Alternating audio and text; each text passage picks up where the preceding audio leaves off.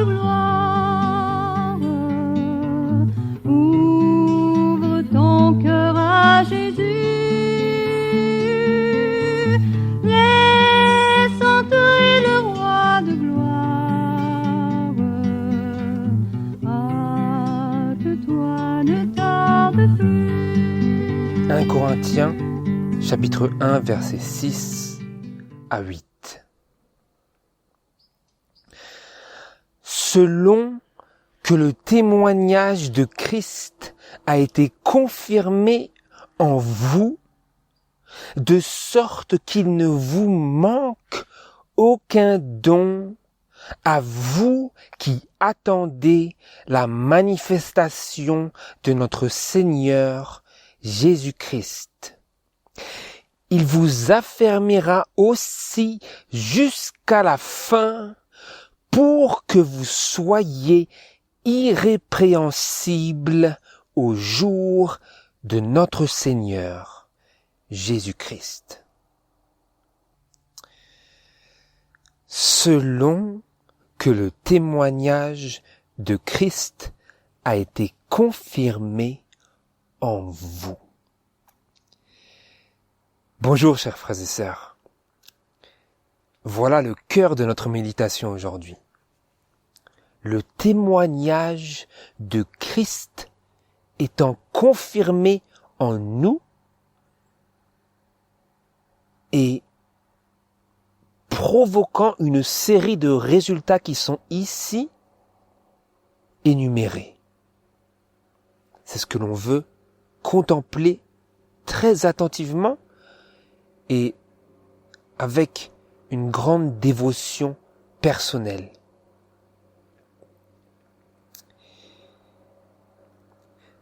Frères et sœurs, l'objectif de l'Évangile, c'est de réconcilier l'homme à Dieu. Dieu, à travers cette bonne nouvelle, nous déclare qu'il a à cœur de nous réconcilier à lui-même, que c'est dans son cœur, que ce n'est pas lui qui est séparé de nous, mais c'est bien nous qui sommes séparés de lui et de son amour à cause du péché. Et donc c'est l'objectif de l'Évangile, de nous réconcilier à Dieu. Mais pas simplement cela. C'est aussi de nous transformer pour nous préparer à la communion du ciel. Pour nous préparer à la communion céleste des anges, du Père, du Fils et du Saint-Esprit, ainsi que de tous les êtres qui ne sont jamais tombés par la désobéissance, le péché. C'est l'objectif de l'Évangile de faire cela, pas simplement de nous réconcilier à Dieu, mais d'opérer une transformation qui est suffisamment tangible pour nous introduire dans la société du ciel. Et d'ailleurs pour même nous réintroduire, car tel est l'objectif de l'Évangile, c'est notre rédemption, le rachat de nos âmes. Parce que autrefois, nos parents faisaient encore partie de la famille céleste, mais nous nous sommes séparés de cette famille par le péché, par cette indépendance de Dieu, et Dieu a choisi, il a plu à Dieu de sacrifier Jésus pour que nous puissions, par sa pauvreté, devenir riches. Simplement, vous allez me dire, et à juste titre, que dans le passé, les croyants, la mesure de leur sanctification était différente. Si vous êtes un bon étudiant de la Bible, vis-à-vis des derniers jours, vous distinguerez que la sanctification du croyant auparavant, toujours sous la dispensation chrétienne, même sous cette même dispensation de la pleine lumière de l'évangile de Jésus-Christ, la sanctification du croyant n'était pas aussi élevée, l'appel n'était pas aussi élevé, et c'est pour une raison. Regardez avec moi dans Proverbes, chapitre 4. Car la parole de Dieu n'a jamais changé, simplement selon les circonstances des personnes. Dieu a plus ou moins gardé certaines choses sans nécessairement les révéler à certaines personnes, car il prenait en compte leurs circonstances. Prenez par exemple les Vaudois, dans les vallées du Piémont, leurs circonstances tragiques, douloureuses, de faire face aux persécutions infernales de la papauté.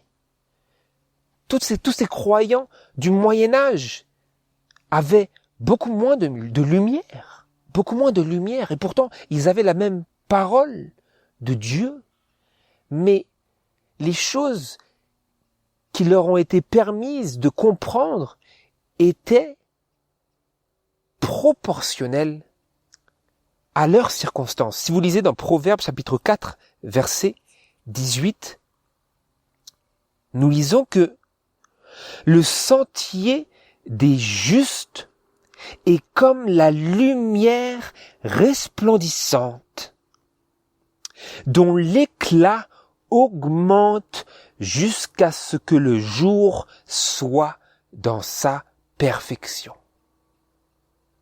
Le sentier des justes. Autrement dit, la parole est la même, mais le sentier des justes est comme la lumière resplendissante, ou comme c'est écrit dans d'autres versions, comme l'aurore, comme le soleil qui monte jusqu'à son zénith. Et donc, dans les siècles précédents,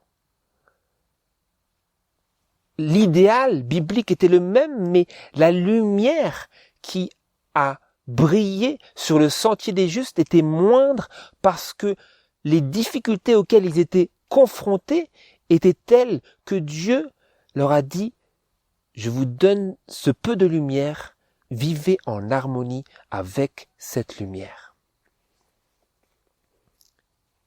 Comme c'est écrit dans Apocalypse, dans les messages aux églises, parce que Dieu est comme un père qui a compassion de ses enfants et il sait de quoi nous sommes faits. Il sait que nous ne sommes que poussière. C'est ici dans Apocalypse chapitre 2. Et ici, il parle à l'église, à l'ange de l'église de Thyatire, verset 18.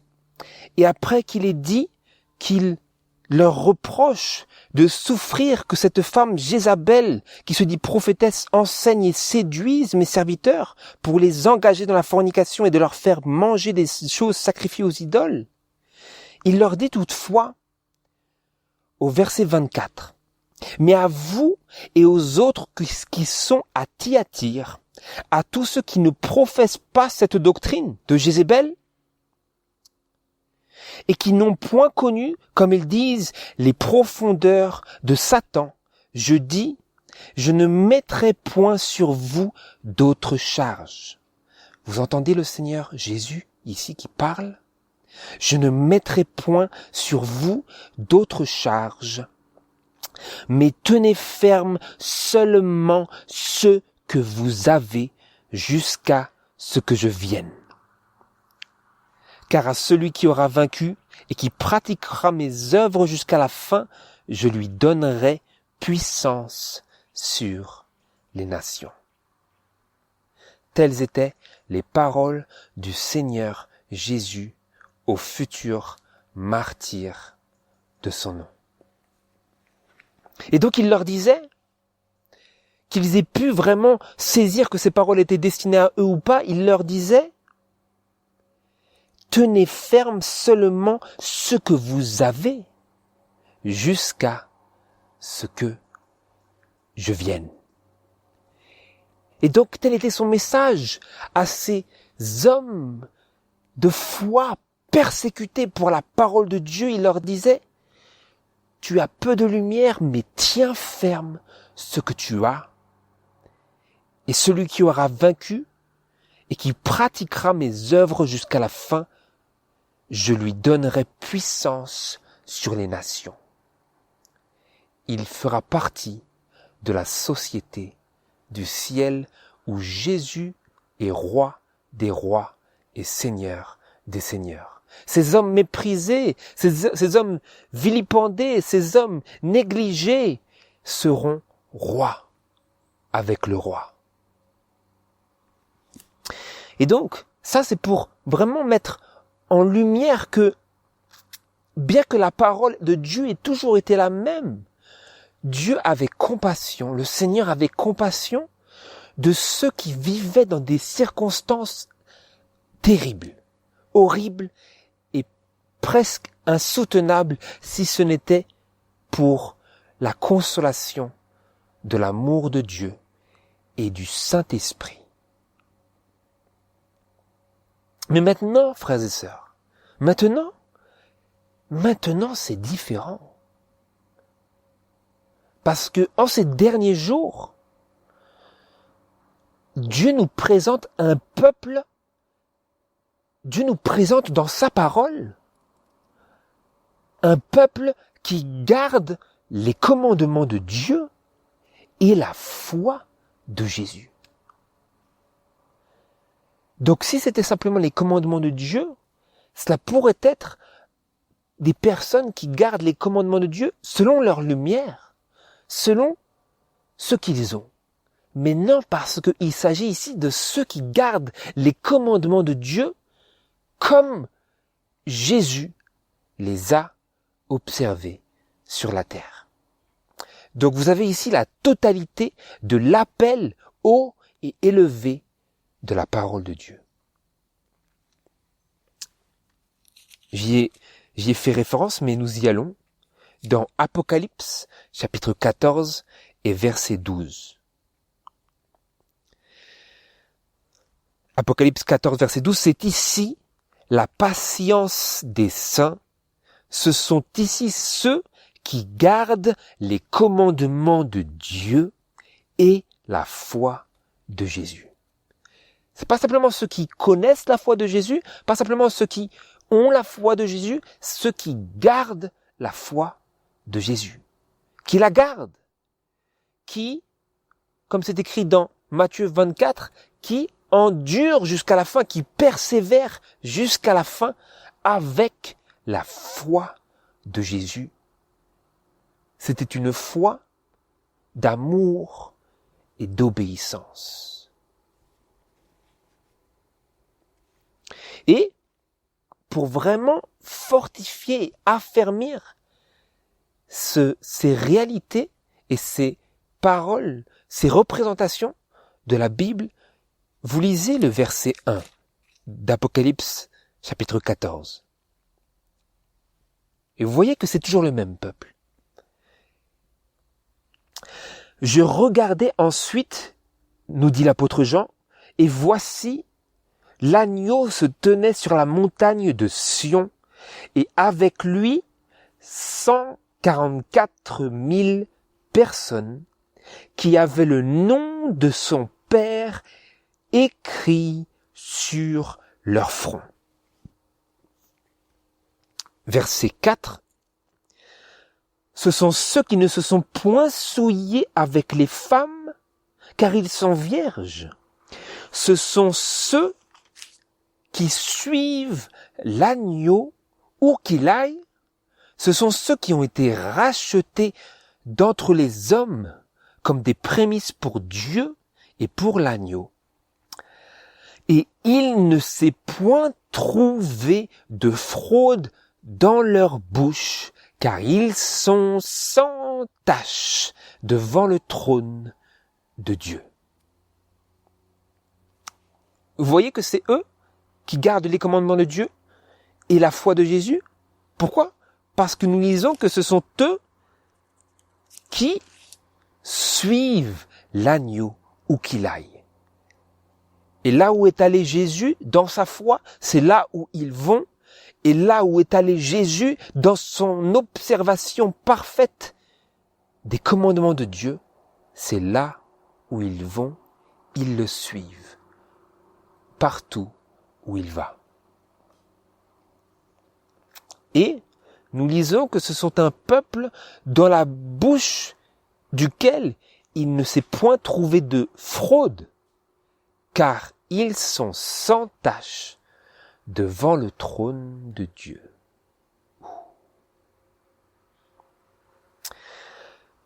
Donc nous voyons, sans équivoque, un peuple qui est sans faute et qui vit par la foi même de Jésus. Et c'est bel et bien ce même message que l'on retrouve à travers toute l'Écriture. C'est cet appel qui est ici, qui trouve ici un accomplissement parfait et ultime dans ce peuple. C'est l'appel que nous trouvons tout à travers la parole de Dieu, comme nous pouvons le voir notamment dans Colossiens.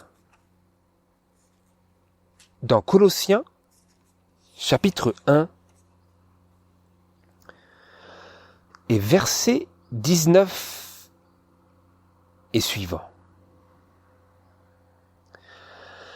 En parlant de Jésus, nous lisons « Car il a plu à Dieu de faire habiter toute plénitude en lui et de réconcilier par lui toutes choses avec soi, ayant donné la paix par le sang de sa croix, tant aux choses qui sont sur la terre qu'à celles qui sont dans les cieux. Vous aussi, qui étiez autrefois éloignés et ennemis par vos pensées et vos mauvaises œuvres, il vous a maintenant réconciliés dans le corps de sa chair par sa mort. Pourquoi? Pour vous présenter devant lui saint, sans tache et irrépréhensible. Et ici, nous avons ici des mots que nous avons déjà entendus. Nous venons de lire que à la toute fin, il y aura un peuple qui finira par se tenir avec l'agneau sur la montagne de Sion. Ce peuple victorieux, ce sont les 144 000, et il est écrit à leur sujet qu'il n'y a point de fraude dans leur bouche parce qu'ils sont sans tache devant le trône de Dieu.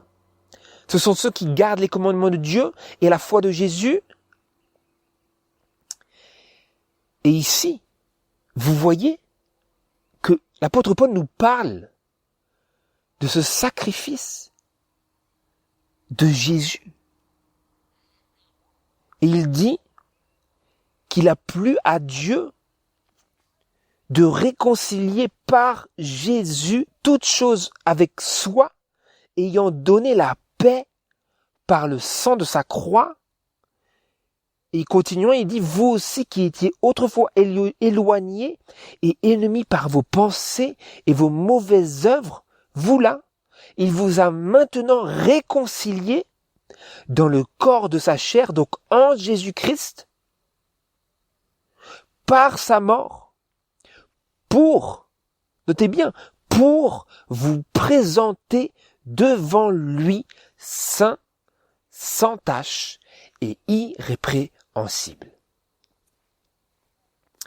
Et c'est vrai que cette condition qui est ici désignée par ces 3 mots, vous la retrouvez dans la sanctification du croyant par la foi.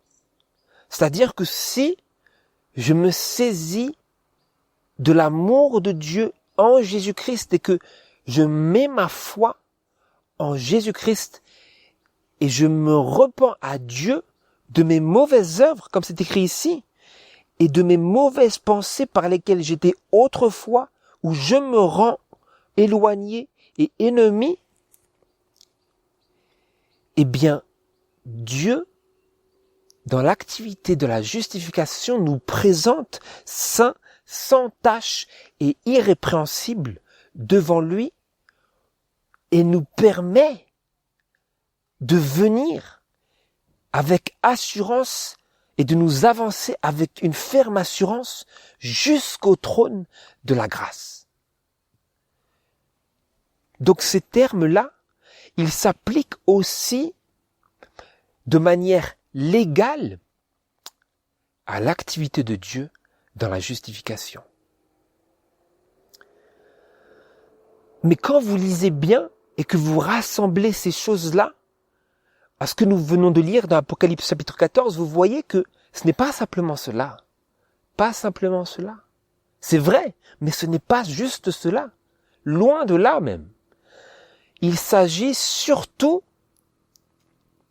de la condition finale à laquelle Dieu veut amener son peuple à travers le sacrifice de Jésus. Pas simplement de les réconcilier de manière légale, de les pardonner, mais de pouvoir les présenter devant lui saints, tangiblement saints, sans tache, véritablement sans tache et irrépréhensibles. Comment? C'est ça maintenant. Comment, par quels moyens pourrions-nous atteindre et satisfaire à cet appel-là? Verset 23.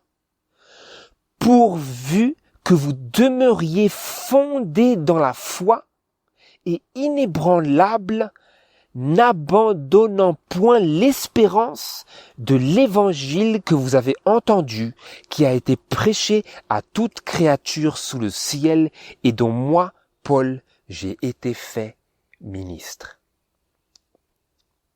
Et là, c'est clairement une confirmation du fait que cette condition n'est pas simplement l'objet de la justification, mais est une expression du résultat final, vraiment. D'être finalement saint, sans tache et irrépréhensible. Comment? Si nous demeurons fondés dans la foi et inébranlables. De telle manière que nous persévérons dans cet amour de Dieu et dans cette justification par laquelle nous marchons acceptés dans le bien-aimé. Acceptés par les mérites de Jésus, que nous continuons inébranlablement et fondés dans la foi, en quoi? En n'abandonnant point l'espérance de l'évangile que nous avons entendu. Donc si vous atteignez cette condition en n'abandonnant point l'espérance de l'évangile, cela veut dire que cette condition est le fruit final d'une persévérance qui vous a mené jusqu'à ce point final où vous avez finalement atteint cette condition sainte, sans tache et irrépréhensible.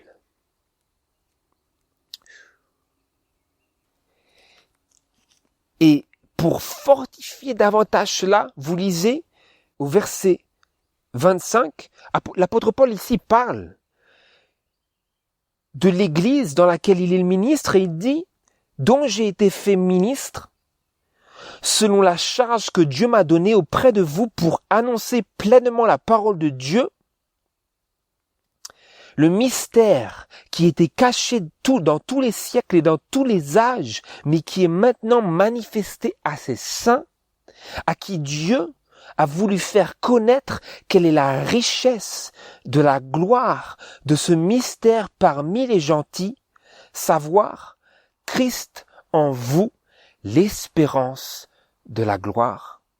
C'est lui que nous annonçons, exhortant tout homme et enseignant tout homme en toute sagesse, afin, quoi? Afin de rendre tout homme parfait en Jésus-Christ. C'est aussi à quoi je travaille en combattant par sa vertu qui agit puissamment en moi. Donc, l'apôtre Paul disait ici que tout son travail, toute cette activité dont il était le ministre, avait pour but de finalement pouvoir rendre tout homme parfait en Jésus-Christ. C'était tout l'objectif, l'objet de l'évangile dont il avait été fait ministre.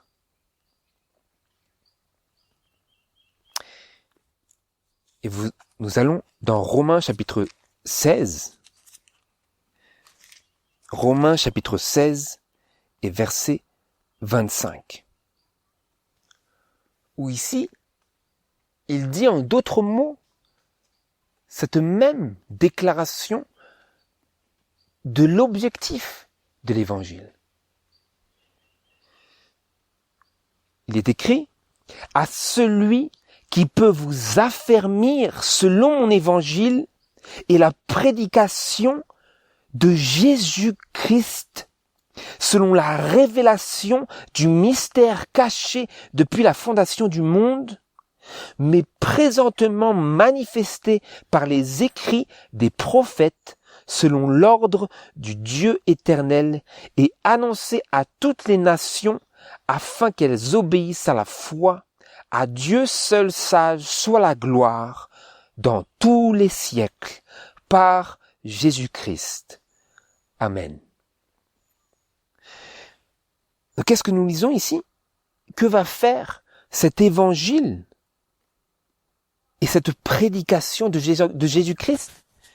Il dit à celui qui peut vous affermir selon mon évangile et la prédication de Jésus-Christ, qui était caché depuis la fondation du monde, selon la révélation du mystère caché depuis la fondation du monde, mais qui est présentement manifesté par les écrits des prophètes.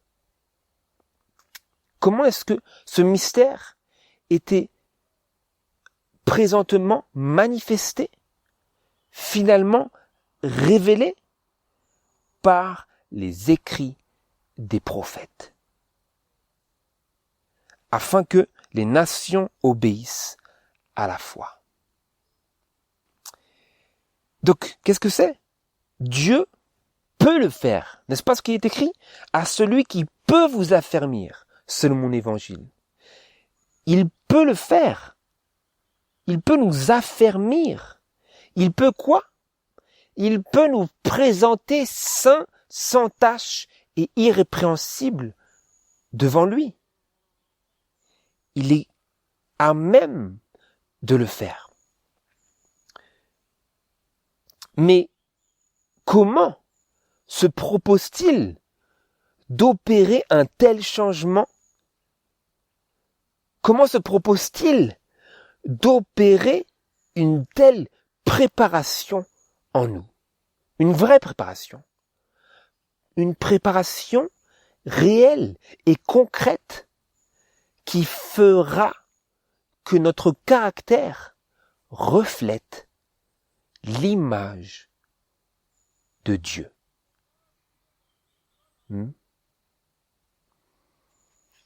C'est ce que nous voulons savoir.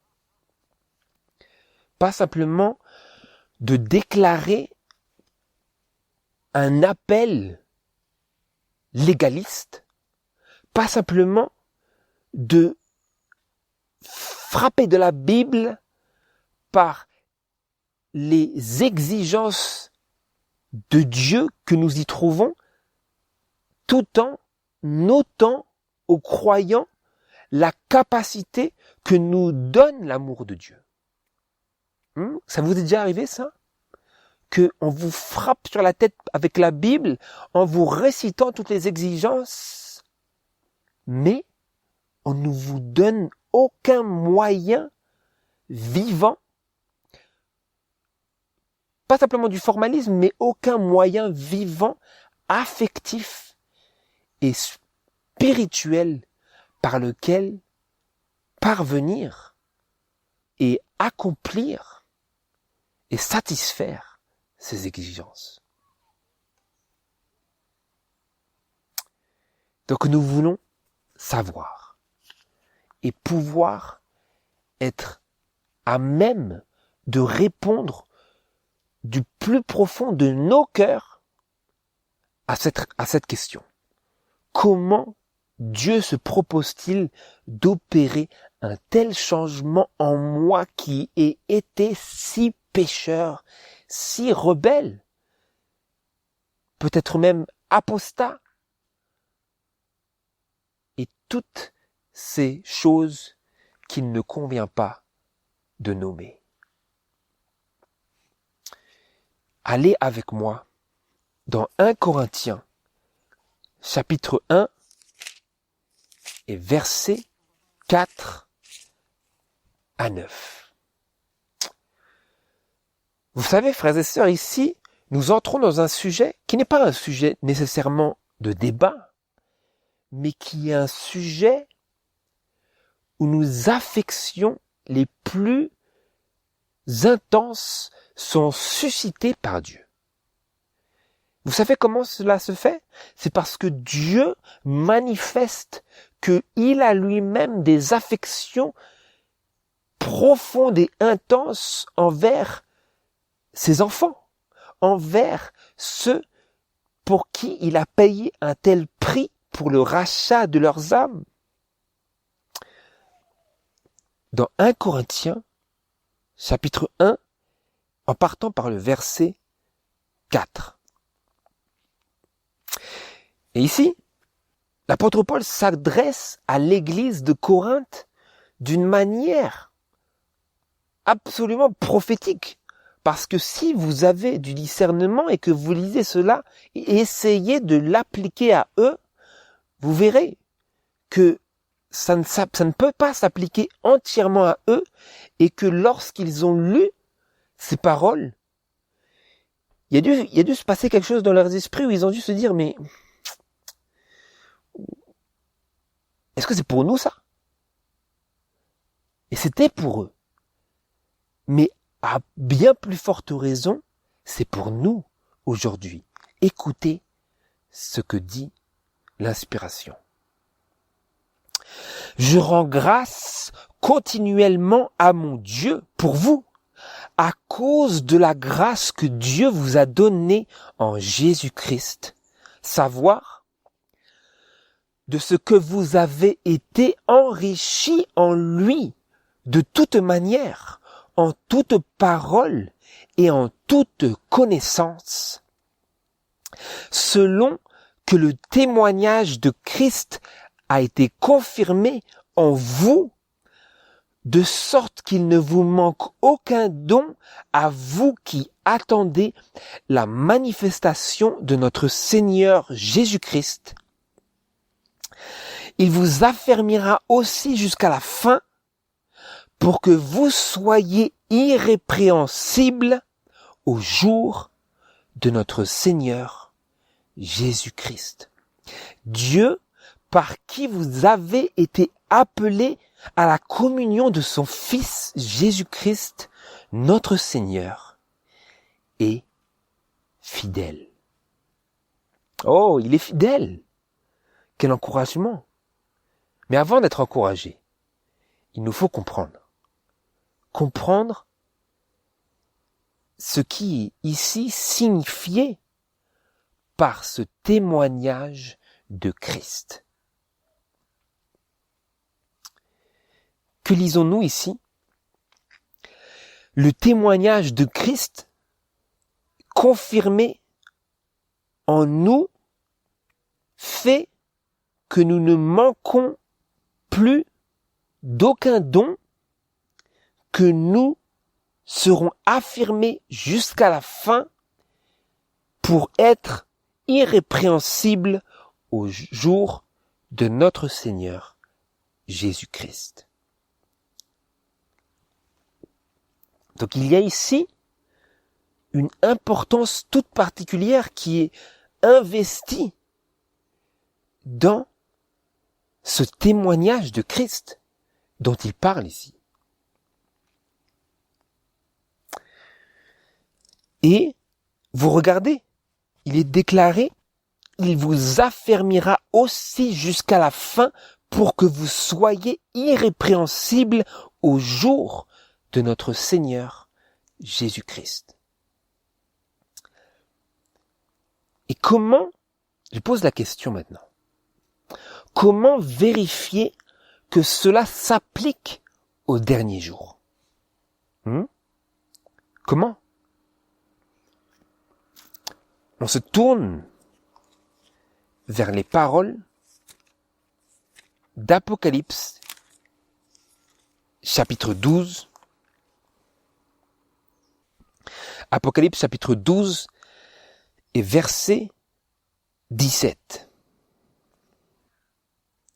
Donc ici, après la période des 1260 ans, pendant laquelle l'Église avait fui dans le désert, symboliquement parlant, à l'abri des persécutions de l'Église papale, ici, au temps de la fin et dans les années suivantes, ces paroles du verset 17 nous sont données pour identifier l'expérience de l'Église. Je lis.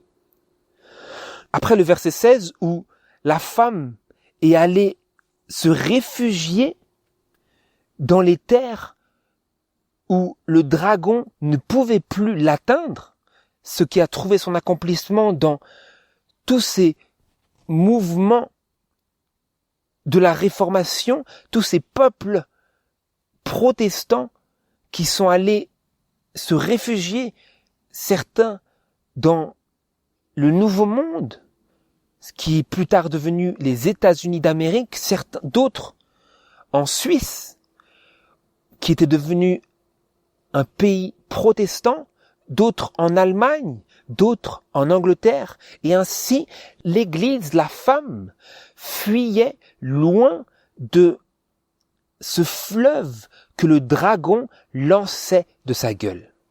Et après cela, après cette période qui s'est poursuivie et allongée jusqu'au temps de la fin, comme Jésus l'avait prophétisé dans Matthieu chapitre 24, après cette période, au temps de la fin, à partir de 1798, nous lisons ceci.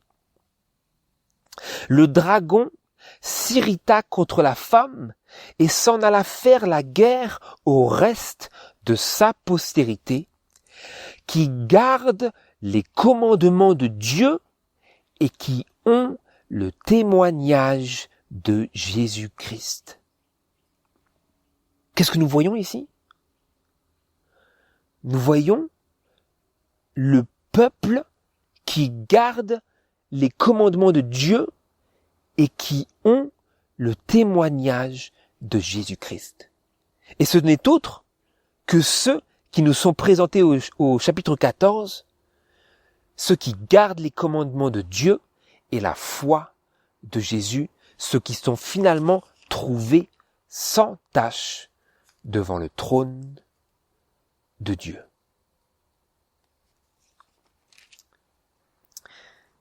Et donc maintenant, en ayant établi ces liens, cela nous permet de répondre à la question du comment.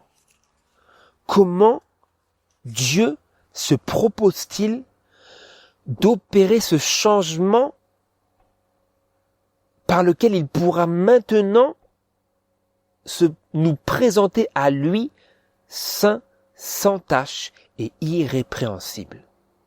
C'est écrit ici, si nous y revenons, dans 1 Corinthiens chapitre 1, verset 6. Parce que eux, l'Église apostolique, ils avaient ces choses. Avant que l'apostasie dont il était question dans l'une des épîtres aux Thessaloniciens se soit produite et porté tous ces fruits de dissension et de décadence morale et spirituelle. Avant cela, l'Église apostolique avait les dons, et donc le don de l'esprit de prophétie était dans l'Église, et s'adressant aux Corinthiens, qui croyaient, qui recevaient les écrits de Paul, ainsi que tous les prophètes précédents de l'Ancien Testament, s'adressant à eux, il leur disait, je rends grâce continuellement à mon Dieu pour vous, de la grâce que Dieu vous a donnée en Jésus-Christ, savoir de ce que vous avez été enrichis en lui, de toute manière, en toute parole et en toute connaissance, selon que le témoignage de Christ a été confirmé en vous. Comment? Parce qu'il recevait le témoignage des prophètes. Et si vous réfléchissez un peu, qu'est-ce qui est écrit dans Apocalypse chapitre 3? Lorsque le témoin fidèle et véritable, Jésus, s'adresse à l'ange de l'église de Laodicée, il lui dit, tu dis, je me suis enrichi, je suis riche et je me suis enrichi. Enrichi comment? Enrichi de toute la connaissance de la vérité. Et ici, vous avez un grand parallèle, parce que l'apôtre, il dit, je rends grâce de ce que vous avez été enrichis en lui de toute manière, en toute parole et en toute connaissance, par tous les écrits qu'il leur a envoyés, qu'ils ont reçus, en plus de déjà toute la connaissance qu'ils avaient à travers les évangiles et les prophètes de l'Ancien Testament. Selon que le témoignage de Christ a été confirmé en vous, de sorte qu'il ne vous manque aucun don à vous qui attendez la manifestation de notre Seigneur Jésus-Christ. Quoi maintenant? Il vous affermira aussi jusqu'à la fin pour que vous soyez irrépréhensibles au jour de notre Seigneur Jésus-Christ. Donc, le témoignage de Christ, le rôle ici du témoignage de Christ, est-ce que vous voyez combien ce rôle est vital et essentiel pour que nous puissions parvenir à cet état sans tache de perfection? N'est-ce pas le rôle ici? Comment est-ce qu'il va nous affermir jusqu'à la fin? Selon que le témoignage de Christ a été confirmé en vous. Et maintenant, qu'est-ce donc que le témoignage de Jésus-Christ que nous voyons que ce peuple possède? Apocalypse, chapitre 19, versets 9 à 10. Alors, l'ange me dit, écris, heureux ceux qui sont appelés au banquet des noces de l'agneau. Il me dit aussi, ce sont là les véritables paroles de Dieu. Or, je me jetai à ses pieds pour l'adorer, mais il me dit, garde-toi de le faire. Je suis ton compagnon de service et celui de tes frères qui ont le témoignage de Jésus. Adore Dieu, car le témoignage de Jésus, c'est l'esprit de prophétie.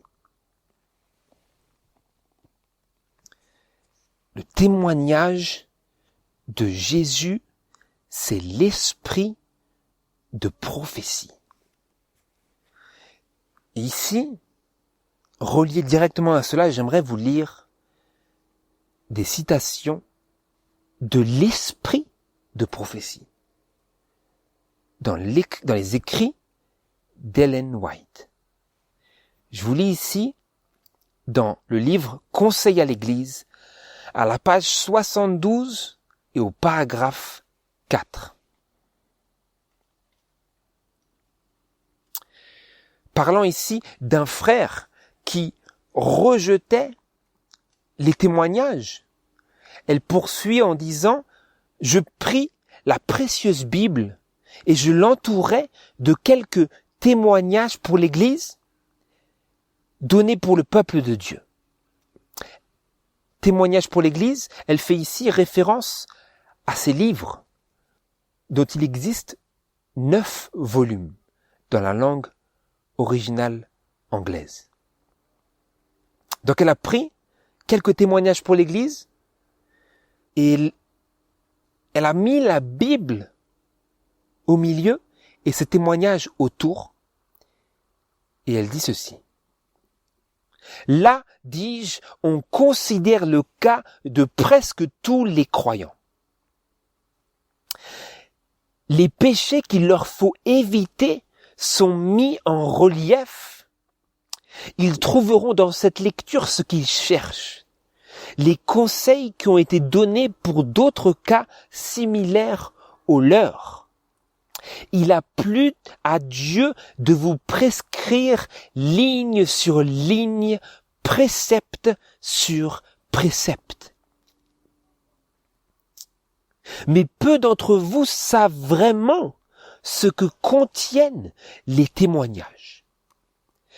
Les saintes écritures ne vous sont pas familières. Si vous aviez fait de la parole de Dieu votre étude avec le désir d'atteindre l'idéal biblique et la perfection chrétienne, vous n'auriez pas eu besoin des témoignages. C'est parce que vous avez négligé de vous familiariser avec le livre inspiré que Dieu a cherché à vous atteindre par des témoignages simples et directs, attirant votre attention sur les paroles de l'inspiration auxquelles vous n'avez pas obéi et vous exhortant à accorder vos vies avec ces enseignements purs et élevés. Est-ce que vous voyez ici? C'est très intéressant parce que si vous revenez sur ce qu'on était en train de lire dans Apocalypse chapitre 19, vous avez ici l'ange qui parle à Jean. Jean se met sur le point de l'adorer et l'ange lui dit « Garde-toi de le faire, je suis ton compagnon de service et celui de tes frères qui ont le témoignage de Jésus. » Et ensuite il dit « Adore Dieu ». Pas moi, adore Dieu, car le témoignage de Jésus, c'est l'esprit de prophétie. Et si vous plongez vos regards dans le sens de ce qui est écrit ici, il y a quelque chose de tout particulièrement personnel et affectif de l'amour de Dieu que l'ange est en train de représenter à l'apôtre Jean.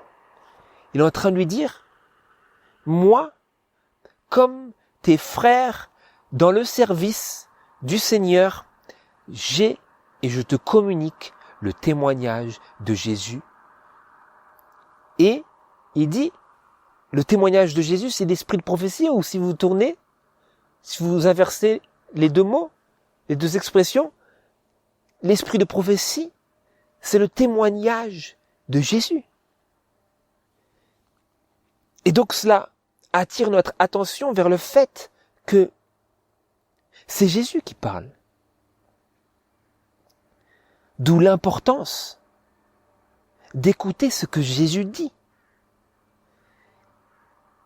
Et donc vous avez vu que ici, la sœur, sous l'inspiration de l'Esprit, elle nous dit « Mais peu d'entre vous savent vraiment ce que contiennent les témoignages. »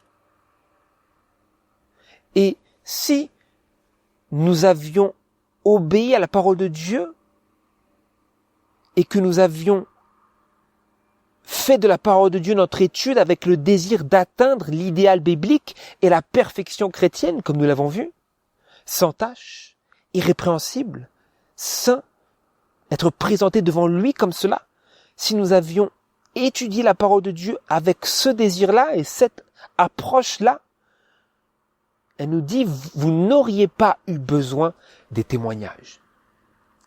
Mais de la même manière qu'il est écrit dans Romains, chapitre 3, que tous ont péché et sont privés de la gloire de Dieu, nous sommes aujourd'hui dans une condition spirituelle, en cette époque de l'Église de Laodicée, où nous avons un besoin suprême des conseils de Jésus. Qu'est-ce qu'il dit? Je te conseille d'acheter de moi de l'or pour être riche et des vêtements pour que la honte de ta nudité ne paraisse point et un collier pour tes yeux pour que tu vois. Comment est-ce qu'il va nous donner ces choses-là? Comment est-ce que nous pouvons venir à lui? Est-ce que vous allez venir à lui et dire, Seigneur Jésus, j'achète de toi maintenant? Non, ça ne fonctionne pas comme ça. Le Seigneur a donné le témoignage pour que lorsque nous lui demandions, il nous donne ses conseils. Et tout le monde a droit aux mêmes conseils qui sont écrits dans les témoignages de l'esprit de prophétie. Vous comprenez? Donc maintenant, lorsque nous entendons, oui, l'esprit de prophétie, c'est bien, ça nous dirige vers la Bible, et ensuite, on ignore. On ne parle plus de l'esprit de prophétie. Comme si, maintenant que nous avons compris que l'esprit de prophétie était censé nous diriger vers la Bible, eh bien, maintenant, nous n'avons plus besoin de l'esprit de prophétie parce que nous avons été dirigés vers la Bible. Ça ne fonctionne pas comme ça, frères et sœurs.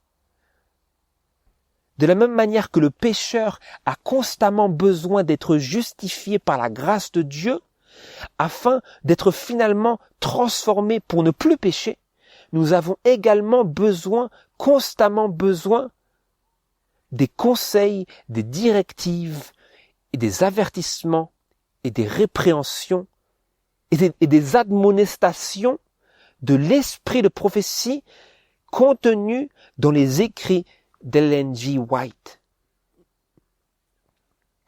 Elle dit, c'est parce que vous avez négligé de vous familiariser avec le livre inspiré que Dieu a cherché à quoi? À vous atteindre par des témoignages simples et directs, attirant votre attention sur les paroles de l'inspiration auxquelles vous n'avez pas obéi et vous exhortant à accorder vos vies avec ces enseignements purs et élevés. Pourquoi est-ce qu'il donne ces choses-là? Pourquoi est-ce qu'il a besoin d'attirer notre attention vers les paroles de l'inspiration auxquelles nous n'avons pas obéi et nous exhorter à accorder nos vies avec ces enseignements purs et élevés? C'est parce que l'esprit que Satan cherche à insuffler en nous, c'est « je suis riche, je me suis enrichi et je n'ai besoin de rien ». Donc le Seigneur, qu'est-ce qu'il fait? Il cherche à nous atteindre par des témoignages simples et directs pour attirer notre attention vers la Bible. Vous comprenez maintenant le caractère indispensable et le rôle essentiel de l'esprit de prophétie dans les écrits d'Ellen White? Vous comprenez, frères et sœurs, j'insiste bien sur ce fait, parce que si nous voulons prendre la Bible comme la règle de notre foi, il nous faut garder en compte tous ces passages que nous avons étudiés aujourd'hui. Et la Bible, vous savez ce qu'elle fait? Elle dirige notre attention vers l'esprit de prophétie. Et vous savez ce que fait l'esprit de prophétie? Il dirige notre attention vers la parole de Dieu. Et etc., etc. C'est comme le Fils qui attire notre affection vers le Père. Et le Père, il dit, voici mon Fils bien-aimé en qui j'ai mis toute mon affection. Qu'est-ce qu'il dit? Écoutez-le. Écoutez-le. Et comment est-ce que nous allons écouter Jésus? En écoutant, en lisant, en contemplant le témoignage de Jésus. Que dit l'ange? Adore Dieu, car le témoignage de Jésus, c'est l'esprit de prophétie.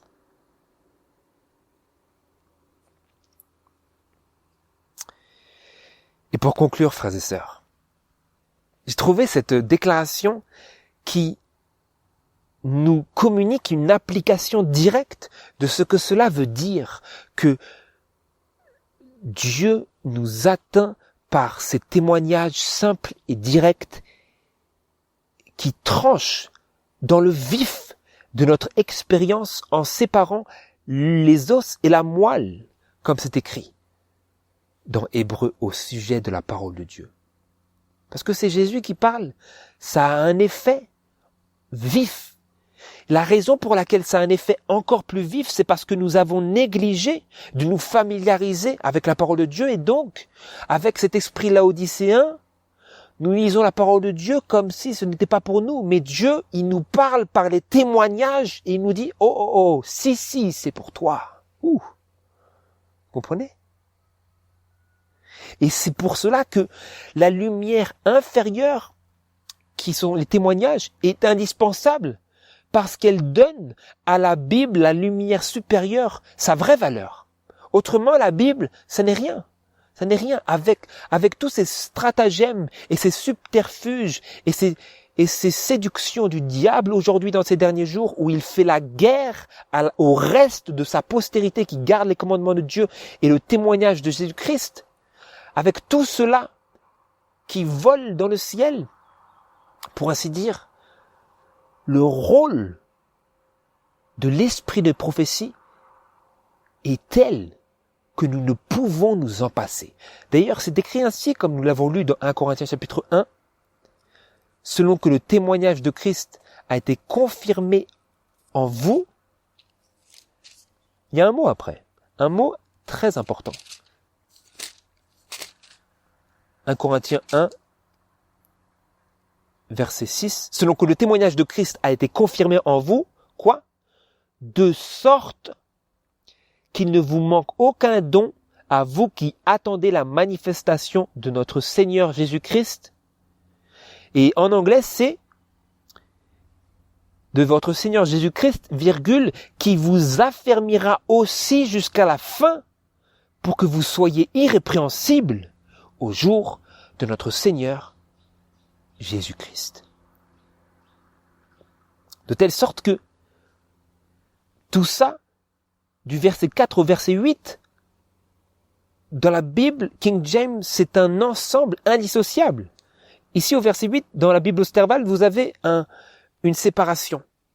Mais la réalité, c'est que ces choses sont indissociables et il nous affermira aussi jusqu'à la fin à travers ce témoignage de Christ qui a été confirmé en nous.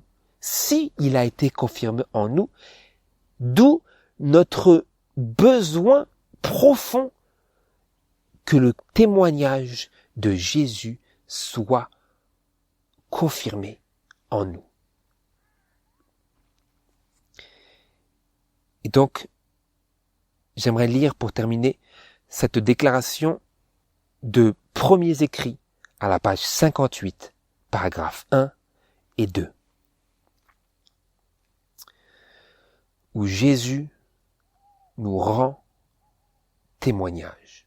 Il nous conseille, rappelez-vous, je te conseille d'acheter de moi de l'or afin que tu sois vraiment riche. Pas riche de ce que tu crois, de toutes tes acquisitions de connaissances de la vérité, mais riche dans la foi et dans l'amour qui se manifeste par l'obéissance. Je lis. Le Seigneur m'a montré le danger que nous courons en permettant à nos esprits d'être remplis de pensées et de soucis mondains.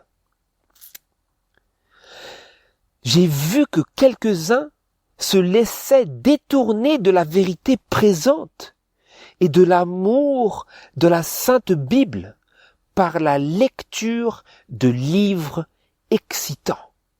Ouh! De livres excitants? Est-ce que vous êtes détourné de la vérité présente par des livres excitants?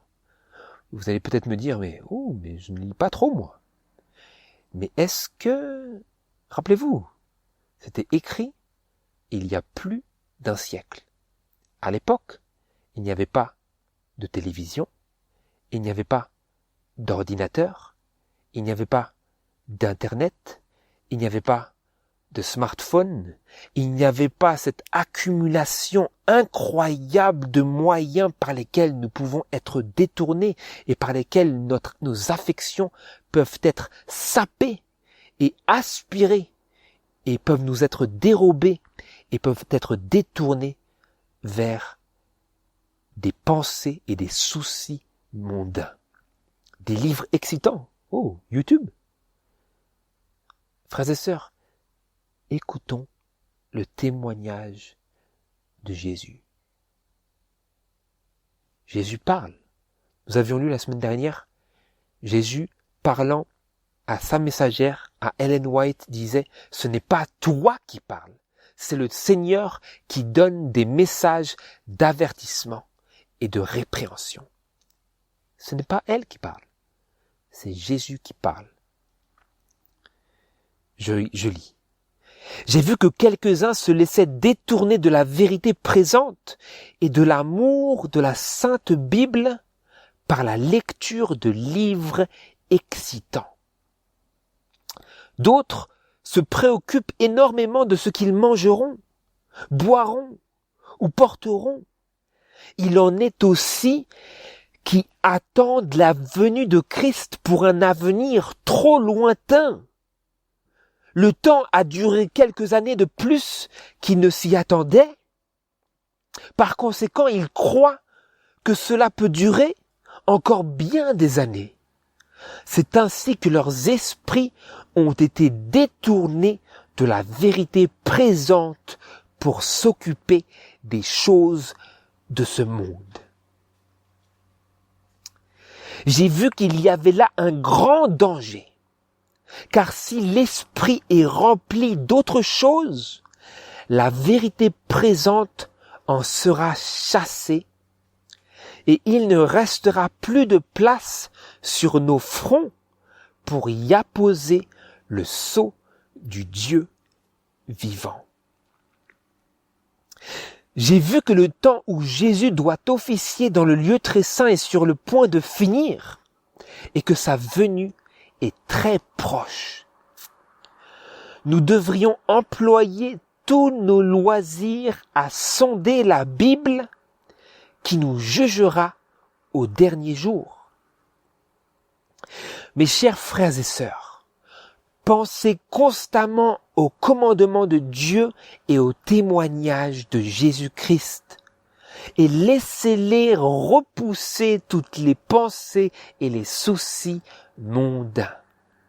Qu'ils soient l'objet de vos méditations quand vous vous couchez et quand vous vous levez. Vivez et agissez entièrement en vue de la venue du Fils de l'homme. Le temps du scellement est très court et sera bientôt dans le passé. C'est aujourd'hui le temps pour nous, alors que les 4 anges retiennent les 4 vents, d'affermir notre vocation et notre élection.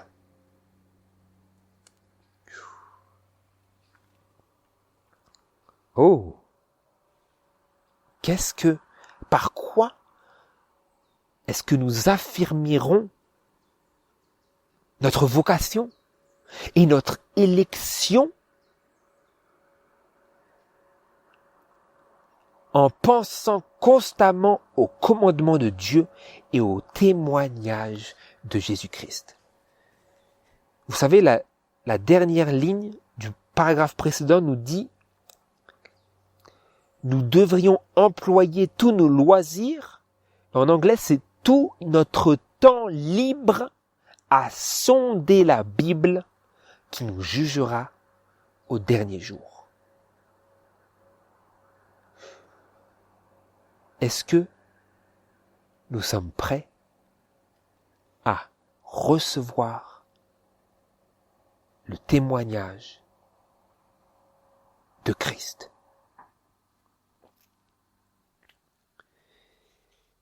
Voilà, frères et sœurs. Puissions-nous vraiment rester accrochés à ces conseils du Seigneur. Et comme c'est écrit dans 2 Chroniques, chapitre 20, verset 20, la version Darby, « Croyez en l'Éternel votre Dieu, et vous serez affermis. Croyez en ses prophètes, et vous prospérerez. » Si nous croyons en ses prophètes, si nous croyons en l'Éternel et en ses prophètes, nous serons affermis. Et le Seigneur nous rendra irrépréhensibles pour le jour du retour de Jésus. Dieu est fidèle, mais puissions-nous nous-mêmes faire les efforts nécessaires et répondre à cet appel. Mes chers frères et sœurs, pensez constamment aux commandements de Dieu et aux témoignages de Jésus-Christ et laissez-les repousser toutes les pensées et les soucis mondains. Qu'ils soient l'objet de vos méditations quand vous vous couchez et quand vous vous levez. Vivez et agissez entièrement en vue de la venue du Fils de l'homme. C'est ma prière, que l'on fasse exactement cela, et puis que l'on puisse se retrouver avec Jésus sur la montagne de Sion, parmi les 144 000. Amen.